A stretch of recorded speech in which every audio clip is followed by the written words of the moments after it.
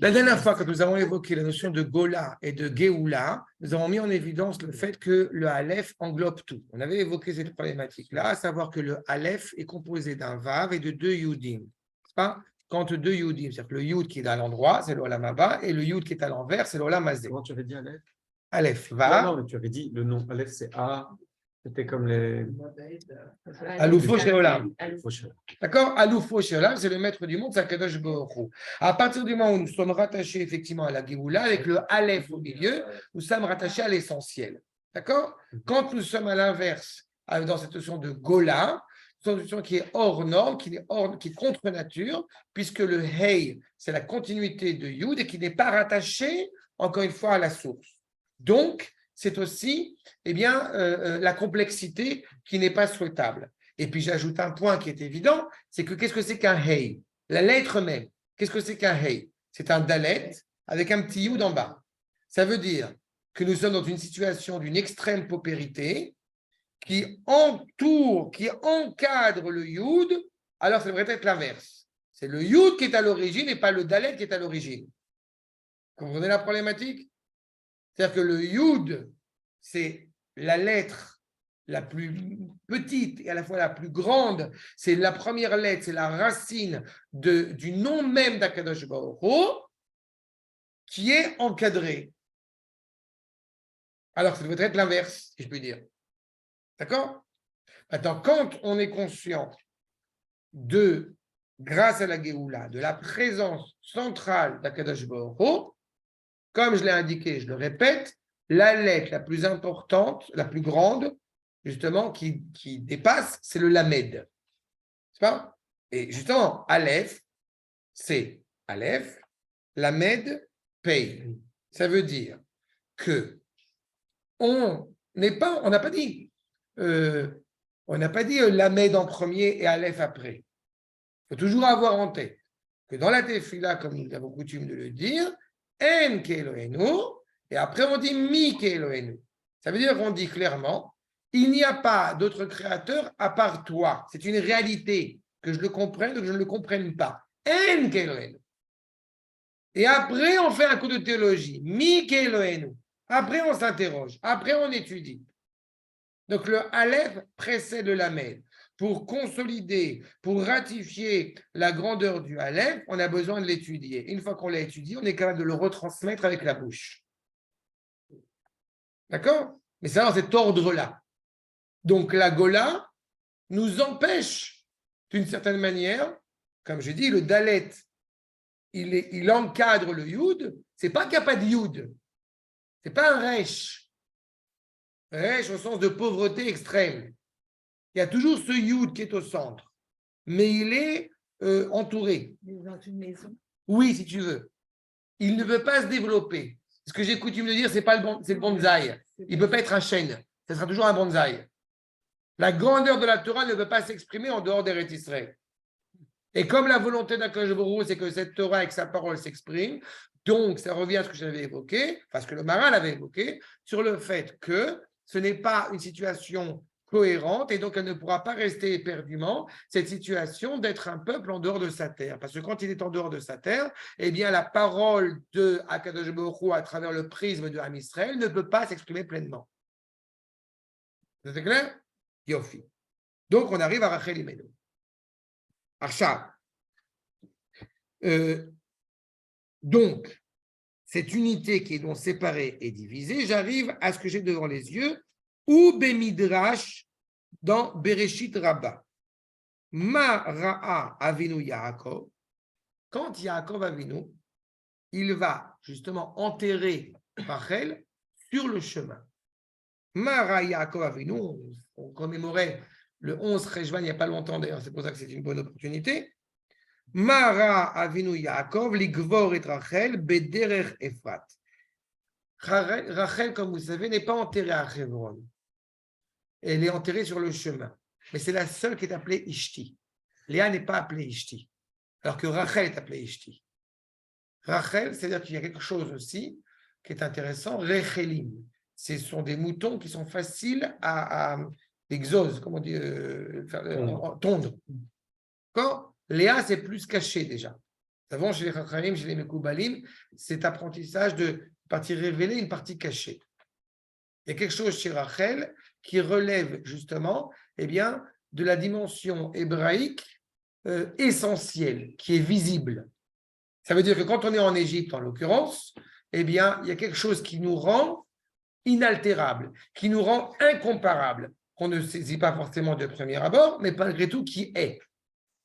Nos vêtements, notre langue, nos noms, quelque chose comme ça qui est inhérent à nous. Yaakov la voit dans Rachel cela. Elle est sur le chemin. Ça veut dire que pas une seule seconde, le peuple juif peut se considérer chez lui quand il est en exil. N'est-ce pas? Pourquoi? Parce que justement, il est rattaché. C'est pour ça qu'on dit que Rachel est la mère de tout le peuple juif, alors qu'a priori, c'est la mère de 2 tribus. Parce que justement, le peuple juif se sait constamment en chemin. Jusqu'à quand? Jusqu'au moment où il réintègre ses frontières. Et seulement à ce moment-là, Rachel sera consolable. En attendant, elle demeure inconsolable. Si on continue à pleurer éperdument, donc on ne peut pas se consoler. Si on ne peut pas se consoler, c'est qu'on sait qu'on n'est pas dans une situation normale. Si on sait qu'on n'est pas dans une situation normale, donc on aspire à retrouver notre normalité. C'est clair ce que je viens de dire? Je trouve ça intéressant. Le peuple juif est constamment en chemin. Mais est-ce que ça veut dire qu'on est constamment en chemin, même quand on est en Israël ou... On continue à avancer.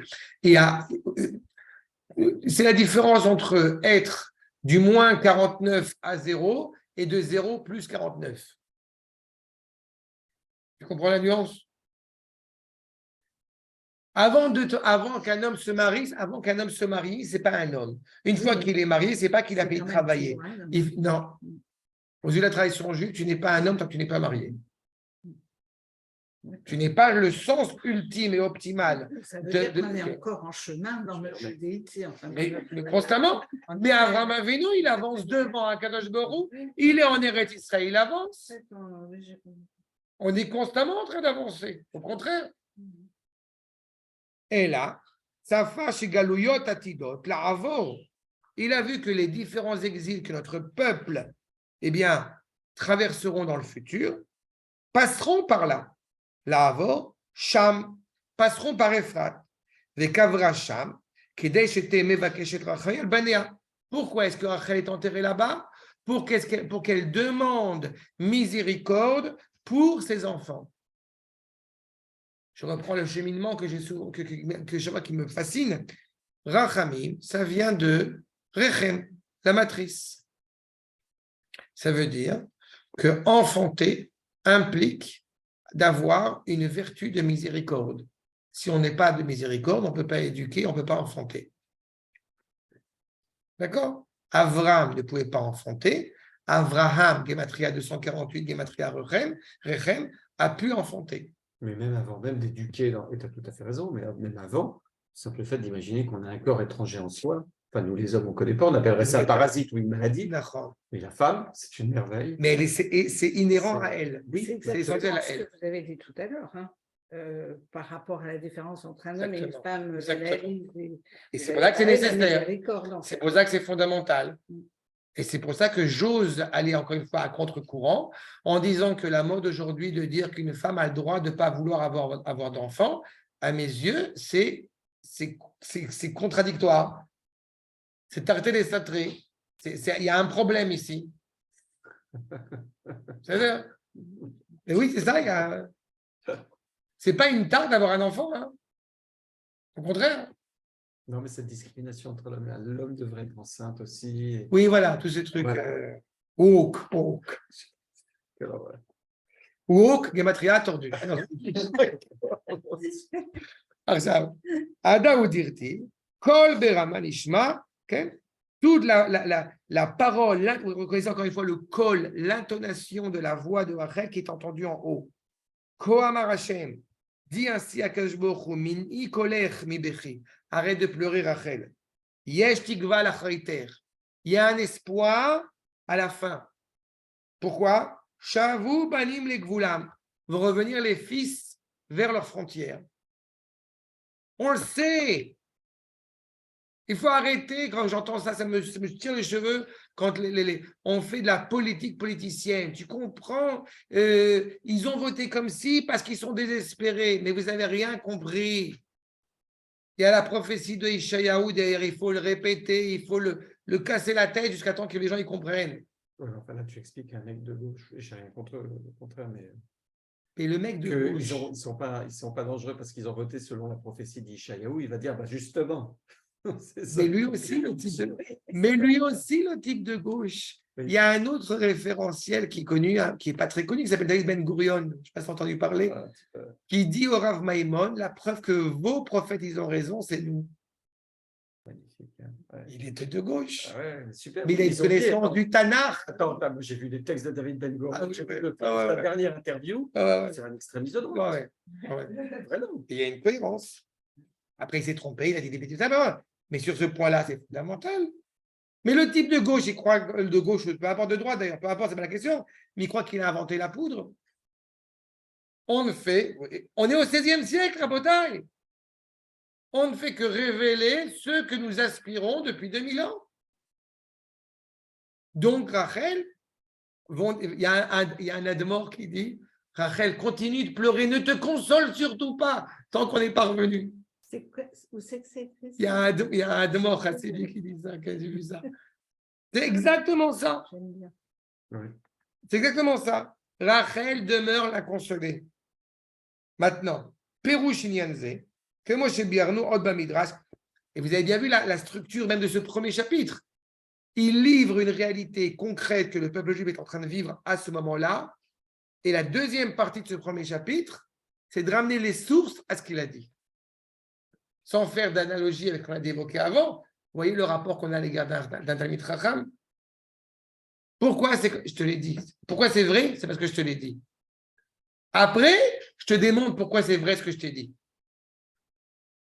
D'abord, on a ce respect-là de la Torah parce qu'on a le respect des Chachamim. Achab, Rachel mevaka al-banea, donc Rachel pleure ses enfants. Israël nikraim al-shem Rachel. Tout le peuple juif est rattaché à Rachel. Velo al-shem Rachel, et là al-shem bena aben yakirli Ephraim. Pas au nom de Rachel, mais au nom de son fils qui lui est si cher. Et Ephraim, quand on dit Ephraim, évidemment, vous avez en tête Yosef Hatzadik. Moshe Rabbeinu est en Égypte. Il dit à Yosef Hatzadik, si tu veux accomplir la promesse que tu t'es engagée, sors du Nil parce qu'on s'en va. Et à ce moment-là, le tombeau d'airain est en train de sortir. Et les os de Yosef, Mashiach ben Yosef, Yosef Gematria Tzion, l'âme Israël revient vers sa terre. Et petite parenthèse que j'aime bien rappeler, vous avez un autre homme sympathique qui a voulu être enterré expressément dans un tombeau métallique, dans un tombeau d'airain, pour qu'on puisse rapporter sa dépouille en Eretz Israël, qui s'appelle Benjamin Zeev Herzl.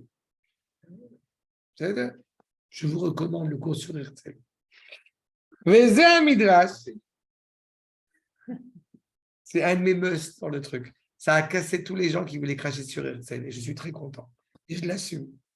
Vezeh Midrash yeshlo ta'am uflag, ki ha'isha tikra bait. La femme est appelée justement la maison. Encore une fois, mais qu'est-ce que les gens ils vont dire, c'est méprisant. On n'a pas dit la femme, elle est appelée la vaisselle. L'essentiel, l'épine dorsale de la maison, c'est la mère. C'est la mère, c'est la femme. Tamoufla kaisha tikre bait. Kemo shama Rabbi Yosef mu'olam lo karati leishti ishti rak leishti beiti. Jamais je n'ai appelé ma maison, ma femme et ma maison. La sérénité, pour reprendre les propos de Lévinas, l'humanisation des choses. La femme permet d'humaniser l'homme. Il ramène le blé à la maison, elle le transforme en pain. Il y a un cours du Rav Cherki qui est filmé où il montre un paradoxe, cela dit, qui est absolument passionnant, c'est que la femme, elle met une limite à l'homme, mais à l'enfant, elle le met sans limite. Elle lui donne un amour sans limite qui le tue. Et c'est l'homme qui va sortir. Ah, c'est Manitou, ça alors. C'est Manitou. Il te montre que la ligature de Yitzhak eh bien, c'est ce qui permet d'éviter le complexe d'Oedipe. C'est exactement ça. D'accord. Tout à fait ça. מפני כי רחל היא הייתה עקרת הבית של יעקב. Rachel est la maison de Yaakov, c'est l'essentiel, c'est l'épine dorsale, encore une fois, de la maison de Yaakov. Yaakov a travaillé dur pour pouvoir se marier avec Rachel. Il travaille 7 ans, puis encore 7 ans, mais avant même ça, il était destiné à se marier avec Rachel. Il la rencontre au puits, il l'embrasse et il pleure, parce qu'il voit qu'il va se séparer d'elle. Autre cours fondamental sur le baiser entre Yaakov et Rachel. Et c'est super important, c'est des sujets que j'ai fait de Tanakh qui sont super importants et qu'on ne peut pas les prendre à la légère. Regardez. Non, mais à force, je te promets, à force de des trucs, je me rends compte que des cours qui demandent des heures et des heures de là. C'est pas pareil d'aller à un cours sur YouTube. On a tous des journées de fou. Enfin, non, je sais. C'est sacré, je suis là, je viens d'autres, avec mon frère le Shabbat, à la maison. Mais c'est pas évident de se mettre sur mets-le sur Shabbat en. Comment ça vous Chazal? Ravi a dit. Comment ça vous Chazal? Chez Rachel Aïta Akeret Abayit. Donc elle est l'essentiel. Altikra Akeret, n'est-ce pas justement Akara, mais Ikar Abayit. Vekol Mishenikra Bayit Kolel ou Meached Akol. La maison, c'est pas la bâtisse. Bet Yaakov, c'est pas la bâtisse. On peut habiter dans une pièce et demie, mais on a une maison.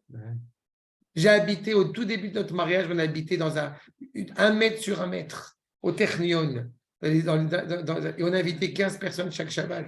La cabine des Margaux. Un mètre sur un mètre. Et on sortait le fauteuil pour mettre la table, les machins et tout.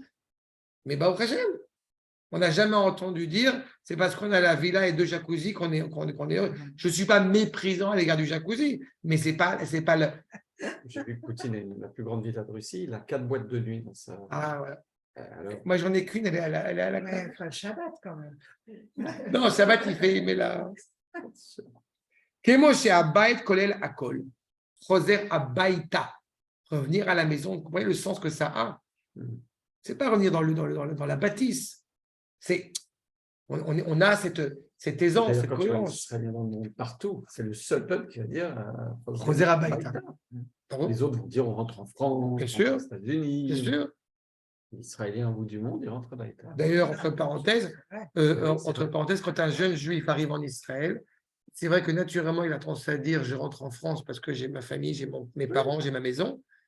Mais dès qu'il s'engage, il veut se marier, construire ses enfants, construire son foyer, mais c'est fini, sa maison, elle est claire. Quand je me suis marié, quand on s'est marié à Yerushalayim, il y avait aussi évidemment une dimension symbolique. David et Sarah qui se marient à Yerushalayim, mes beaux-parents d'origine anglophone, moi de France, vous voulez se marier à Hebron, mais comme certains membres de la famille étaient un petit peu plus réticents, David et Sarah, c'était juste pile pour Hebron. Mais on s'est marié à Yerushalayim. Après, on a les enfants qui naissent en Israël, mais ça y est, quoi, on est là. Kolel akol, omeached akol, asher betocho. Ou les firach, nikreu Israël, Hashem Rachel. C'est pour ça que Israël est appelé du nom de Rachel. Puisque, encore une fois, on est parti en Égypte provisoirement pour revenir en Eretz Israël. C'est Yosef qui a dit pas code, if code. N'oubliez pas mes os quand vous repartez en Eretz Israël. Avant lui, c'est Yaakov Avinu qui plante des cèdres pour qu'on puisse les prendre pour construire après le Mishkan quand on repart. Alors qu'il y a une coutume ancestrale, pas qu'en Afrique du Nord, mais notamment en Afrique du Nord, où on disait, une halakha même, qu'on ne plante pas d'arbres en Chutz Laaretz. Tout à l'heure, il dit qu'on ne dit pas d'écologie. Pourquoi on ne plante pas d'arbres en Chutz Laaretz? Parce que si tu plantes un arbre, tu dois en prendre soin. Mais on n'a pas le temps d'en prendre soin quand il est temps de rentrer en Eretz Israël. Mipnei shiyaita akeret habayit shel Yaakov. Chen nikra Israël al shem bna. Israël est appelé du nom de son fils, kemo shiyaita ikar, kam ken bna ikar. Et les toldot Yaakov, Yosef. Yosef aurait été capable de mettre en place toutes les tribus d'Israël. Il avait ça en lui. Maintenant, les ficha. Amar shenigber Rachel baderech. Donc Rachel est enterrée sur le chemin. שאם הייתה נגברת רחל במערה, ולא היה אצל ישראל שם בגלות שלהם, כוח המקבץ והמאחד את ישראל בגלות שלהם. Qu'est-ce qui se serait passé si Rachel, ce qu'on aurait évidemment souhaité, soit enterrée à Hebron? Eh bien, il n'y aurait pas eu la force dans le peuple juif de revenir en Eretz Israël. Ça veut dire que dans la même cohérence, le Midrash nous dit que quand la colombe n'a pas trouvé de repos, vous savez, dans le déluge, que la colombe n'a pas trouvé de repos, il y en a l'Omatsa Manoar, alors il dit, le Midrash, que c'est l'image de la colombe, c'est Am Israël. Et le Ramat Vali, sur ce commentaire-là, il dit que justement, heureusement que le Am Israël ne trouve pas la possibilité de se reposer en Chutz La'aretz. Parce que si le Am Israël avait trouvé, ne serait-ce qu'un instant, un moment de sérénité, disons 70 ans, en dehors d'Eretz Israël, ben, il finirait par oublier qu'il n'est pas chez lui, qu'il est temps de rentrer chez lui. D'où le rôle énorme des antisémites. Ça devient malheureusement. Voilà. C'est ça. Non, ils ont un rôle. Je ne parle pas de Finkel. Mais tu as raison, Malheureusement, oui. Mais tu as raison. Tu as tout à fait raison. Et c'est un drame. Ça reste dramatique, ça reste douloureux. Oui, mais heureusement qu'il y a cette. C'est ça, mais ça serait bien qu'on n'ait pas besoin de ça pour se rappeler qu'il faut revenir à la maison. La colombe, elle a ça de particulier, c'est qu'elle est fidèle à son époux. Elle revient toujours sur le nid de son bien-aimé. Donc, Yona lo matza manoar, Baruch Hashem. Donc, c'est ce qui serait passé. Si Rachel avait été enterrée à Hebron, donc on serait dans une situation, ça y est, établie, et donc on ne serait pas revenu. Mais qu'est-ce qui nous pousse à revenir? Avant même de prendre un billet d'avion pour revenir, il y a toute une démarche intérieure qui se passe. C'est ça l'essentiel, l'essence même. Le Ham Israël, et chaque juif, encore une fois, il a une maturité, il a une réflexion sur le fait de rentrer à la maison. Il croit que ça vient de lui, ça vient d'Akadosh Baruch Hu, il a juste pris la perche. Non, c'est pas un billet. À Bethléem. C'est là où il y avait Jésus et Aval, Nishar Israël, Koach HaMe'ached et Israël, Rak, Sheino Befoal, Rak Bekoach Bilvad. Ça veut dire que quand on a Rachel qui est enterrée sur le chemin, malgré notre dispersion, malgré notre exil, eh ben, on sait qu'on a une force unificatrice à laquelle nous sommes toujours attachés, malgré tout. C'est comme j'aime à rappeler quand arriveront les fêtes de Hanouka. Vous savez qu'en dehors d'Eretz Israël, quand il y a un danger, on met la Hanoukia au milieu du salon, mais qu'a priori, il faudrait d'abord et avant tout la mettre dehors aux yeux de tous. Mais on pourrait s'interroger en se disant, mais s'il y a un danger, n'allume pas la Hanoukia. Si, parce qu'il faut que ça t'éclaire toi. Il faut que tu ne perdes pas de vue la dimension à laquelle tu t'es rattaché. L'idéal, c'est de pouvoir éclairer le monde entier. On revient en Eretz Israël, mais on met la Hanoukia plein vue, dehors. Mais quand on est en danger, alors on pourrait se dire, on va se désespérer. Non. Rattache-toi à cette dimension de lumière qui t'anime de l'intérieur. Être rattaché à Rachel, c'est donc être rattaché pas à un espoir vain, mais à un espoir, pas utopique, un espoir du retour. Non, mais c'est comme ces exemples phénoménaux de gens qui pratiquaient dans les camps. C'est ça, exactement. C'est toujours en regardant sur le... un chapeau avec une exactement. Et vous avez cité Viktor Frankl, j'ai eu l'occasion de vous rappeler Viktor Frankl. Viktor Frankl a dit une phrase qui est absolument exceptionnelle, que beaucoup de gens qui ont survécu à la Shoah, c'est parce qu'ils savaient répondre à la question du pourquoi ils vivent et pas du comment ils vivent. Pourquoi, pour quel sens? C'est ça. Rachel, elle nous rattache à ça. Elle nous rattache à la fin des temps. Elle nous rattache de ce au nom de quoi nous vivons et pas comment nous vivons. Lecha, Rachel, chez Koach HaMe'ached, donc elle unit le peuple juif. Shari Kol Israël Nikreu al Shema Nikbera Baderer, puisque Israël est appris en son nom. Lecha, Mais Vakesh Rachamim, donc elle est la plus habilitée à demander la miséricorde pour ses enfants, puisqu'elle est investie dans ce rôle. Hachiyu Israël, Mekubatzim, Be'artzam Legamre. Pour reprendre le cheminement, quand le peuple juif se retrouve sur sa terre complètement, alors elle commencera à se consoler. Elle sera consolée. Et là, on pourra rigoler. Quand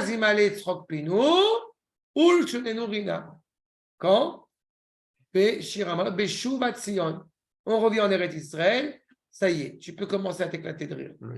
Rachel, elle ne sera jamais consolée puisqu'elle est morte.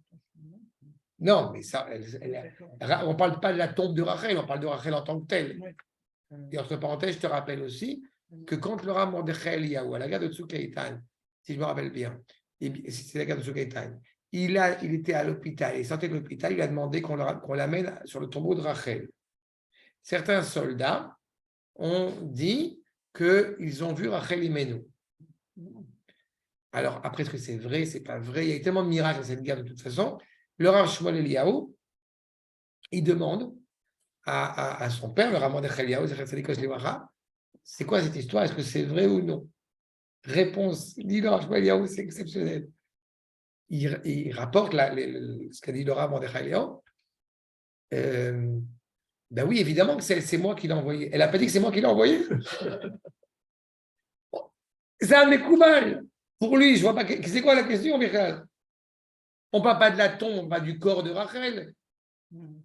Mais Rachel, en tant que tel, le souffle de Rachel nous anime. Tu penses une seule seconde qu'on peut être là s'il n'y a pas Abraham, Yitzhak et Yaakov qui sont derrière, devant un Akadosh Baruch Hu, en train de dire c'est ton peuple, c'est ton fils, vas-y, vas-y, vas-y. C'est pas juste. Là-bas, en France, c'est une légende d'Abraham, Yitzhak et Yaakov. Ici, ce n'est pas une légende, on est là, c'est papa et maman. Combien de fois ça m'est arrivé, si je ne vous ai pas raconté cette anecdote, ma grande fille de 14 ans maintenant, elle était petite au Gan, elle s'est déguisée en Rivka et Menou. Et mes enfants, ils étaient tout petits, on les amène évidemment à Hebron, et c'était très important pour ma fille de voir Rivka et Menou. Regardez les Israéliens, les Tsabarim, au sens le plus exceptionnel du terme. On arrive sur le tombeau des patriarches, des matriarches, etc. Et Rivka, elle est où Rivka? C'est Rivka. Ma fille de 4 ans, elle s'assit à côté du tombeau de Rivka. Bon alors, Rivka et Menou. Tu sais que ma ganénette, elle s'appelle comme ça, mes copines, c'est comme si, et tatata. Ah, je suis tellement contente au GAN, mais après, j'ai changé de gars, je me sens beaucoup. J'ai vu ça. Qu'est-ce que ça? Ma fille, elle parle avec Rivka et Menou. Qu'est-ce que. What else? On parle de Victor Hugo, on parle d'un. Ouais, chacun. Eux, ils vont au Père Lachaise et les Avdil, El Favdalot. Arrêter à côté du tombeau de. Et oui, mais parce qu'on parle avec Rivka. Parce que Rivka, elle est, encore une fois, elle est là, elle est présente. C'est ça, Rachel, qui est inconsolable. Et on a le privilège aujourd'hui de vivre ce que le Rachel nous enseigne et nous transmet. Donc, elle demande la miséricorde et ce n'est pas fini, puisque même au moment de la Géoula, on sait qu'il y a quelques problèmes. Je ne sais pas si vous êtes au courant, mais il y a quelques difficultés. Veim lo nigbera Rachel, sheya keret habayit hamekabetz et Israël, bederech gvar nichleku Israël chas v'shalom. Si Rachel n'avait pas été enterrée sur le chemin, on serait que Dieu préserve, on n'aurait peut-être pas eu forcément envie de revenir et pire, conscience qu'il faut revenir. 2, on serait peut-être encore séparés et divisés. En disant Rachel est la mère de tous les enfants sont les enfants de Rachel, il n'y a plus de distinction, il n'y a plus de problématique. De la manière que vous remarquerez qu'on a 4 matriarches, on n'en a pas 6. Bila et Zilpa, ce n'est pas les matriarches.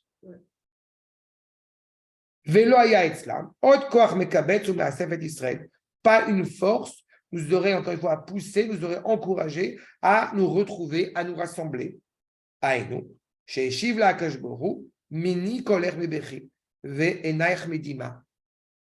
de pleurer, ne t'inquiète pas. Quand elle est inconsolable, elle est inconsolée. Elle est inconsolée d'abord. Et Yaakov et Akadosh Baruch Hu lui-même, est en train de consoler Rachel Imenu dans la bouche du prophète Jérémie, puisque c'est dans le prophète Jérémie. Tibisrout Rachel, grâce à Rachel, Shehi Koacha Mekabet Israël, Yashuvu Israël Megalutam. Grâce à Rachel, qui est l'expression de cette unité du peuple, eh bien le peuple Israël va revenir de son exil. Vous vous rappelez quand même que Yosef Hatzadik, fils de Rachel, il est l'expression de cette unité.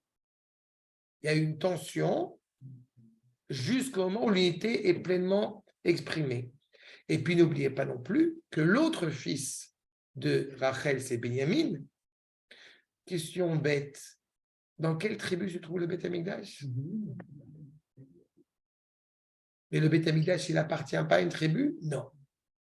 Il doit être la tribu fédératrice qui fait que Yehuda est capable de donner sa vie, lui, le fils de Léa, qui est capable de donner sa vie pour sauver le fils de Rachel. Il est l'élément fédérateur fondamental, encore une fois, qui relie tout le peuple juif ensemble. Amalek n'est pas tuable si ce n'est pas, on ne va pas abroger, si ce n'est par les fils de Rachel, donc Ephraim, donc Ménaché, donc Benjamin. Benjamin, Mordechai. Il est aimé de tout le peuple, reconnu par tout le peuple. Expression d'unité. C'est Yosef qui fait aussi faire ses frères. Et Vadaï. Mais Yosef, tu remarqueras l'unité de Yosef. Il n'a même pas de nom. Il est appelé je suis le frère de celui qui va arriver. Yosef, c'est Tosefet. Vezeu, Veshavu banim lekvulam. Donc, ils reviennent vers leurs frontières. Kiesh koach me'ached et Israël betor galutam. On retrouve un soupçon de cette unité quand on est en dehors d'Eretz Israël. Quand on rappelle le Rav Kook, que l'attente de la délivrance,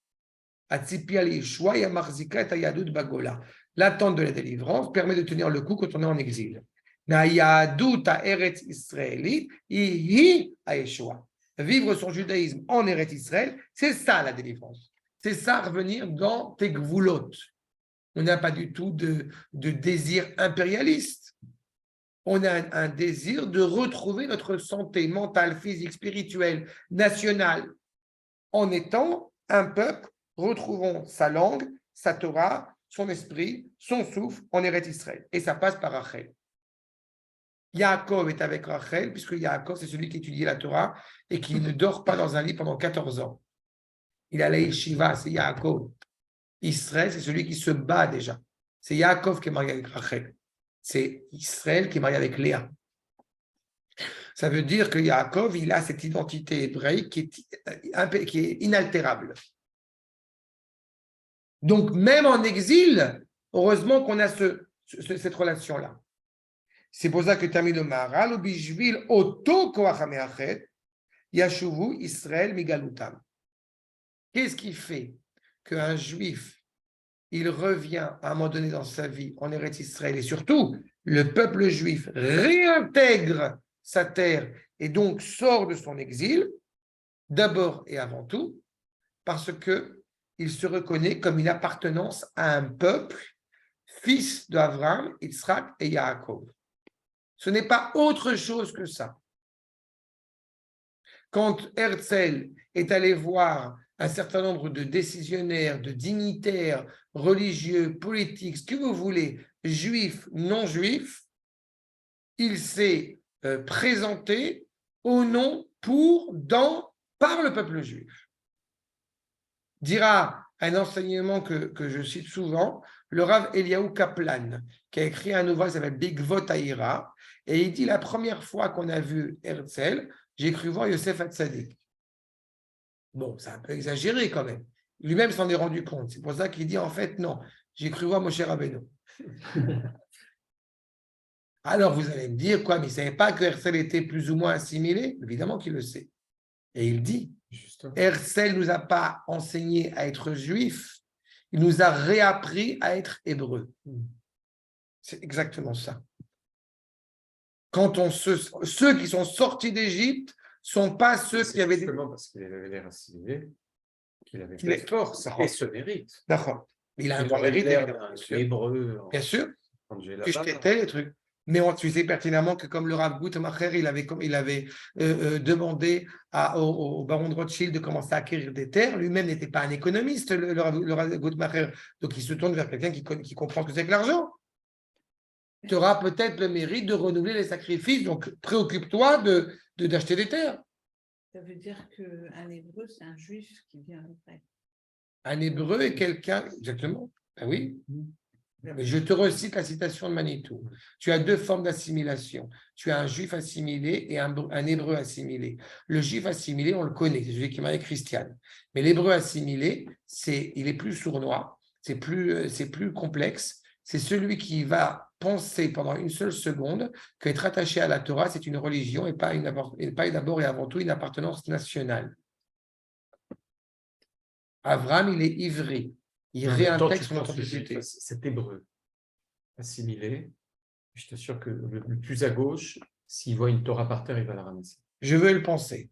Tu as tout à fait raison, mais ce n'est pas du tout ni un reproche, ni rien. Je pense qu'il faut être hébreu et s'il est en Israël, c'est qu'il a encore.